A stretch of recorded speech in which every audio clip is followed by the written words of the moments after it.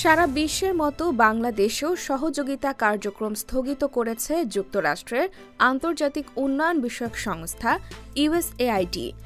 গত ২৫ জানুয়ারি দেশীয় প্রতিষ্ঠানগুলোর কাছে এ সংক্রান্ত চিঠি পাঠানো হয়। যুক্তরাষ্ট্রের প্রেসিডেন্ট ডোনাল্ড ট্রাম্প গত ২১ জানুয়ারি এ বিষয়ে একটি নির্বাহী আদেশ জারি করেন।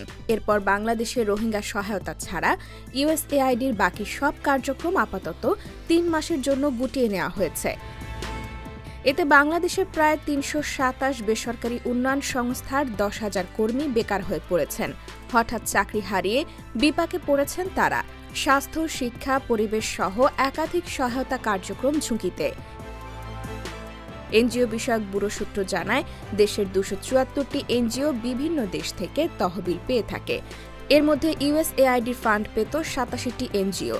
এসব ডোনার এজেন্সির মাধ্যমে দেশের প্রায় ২৪০টি এনজিওর প্রকল্প পরিচালিত হতো। সেই হিসাবে ৩২৭টি এনজিওর ইউএসএআইডির ফান্ড স্থগিত হয়েছে।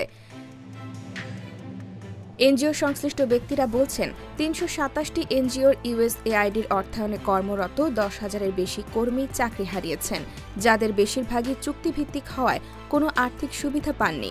ফলে তারা পরিবার নিয়ে অনিশ্চয়তায় রয়েছেন।